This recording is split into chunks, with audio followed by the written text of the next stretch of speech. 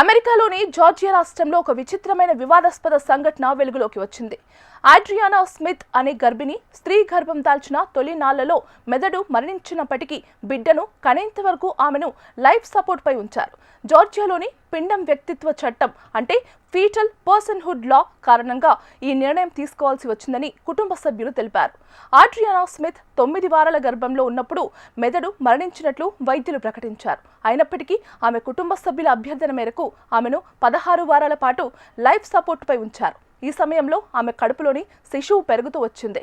Georgia చట్టం ప్రకారం పిండానికి కూడా వ్యక్తిత్వ హోదా ఉంటుంది. దీనివల్ల గర్భిణీ స్త్రీ మెదడు మరణించినా బిడ్డను రక్షించాల్సిన బాధ్యత వైద్యులపై పడింది. దీనిపై కుటుంబ సభ్యులు, వైద్యులు మరియు చట్ట నిపుణుల మధ్య తీవ్ర చర్చ జరుగుతోంది. మా బిడ్డ బ్రతకాలి అనుకున్నాం.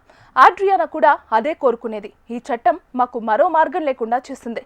ఇప్పుడు మా మనవడు బతుకుతున్నాడు, కానీ ఆడ్రియానా తిరిగి రాదు అని ఆడ్రియానా తల్లి కన్నీటి పర్యంతమయ్యారు. ఆడ్రియానా మరణించినప్పటికీ ఆమె బిడ్డ ఛాన్స్ పుట్టాడు. ప్రస్తుతం బిడ్డ ఆసుపత్రిలో చికిత్స పొందుతున్నాడు. ఈ కేసు గర్భస్రావం చట్టాలు మరియు వైద్య నైతికతపై కొత్త ప్రశ్నలను లేవనెత్తింది. ఈ సంఘటనపై దేశవ్యాప్తంగా చర్చ జరుగుతుంది. వైద్యులు, చట్ట నిపుణులు మరియు ప్రజలు ఈ కేసును విభిన్న కోణాల్లో విశ్లేషిస్తున్నారు.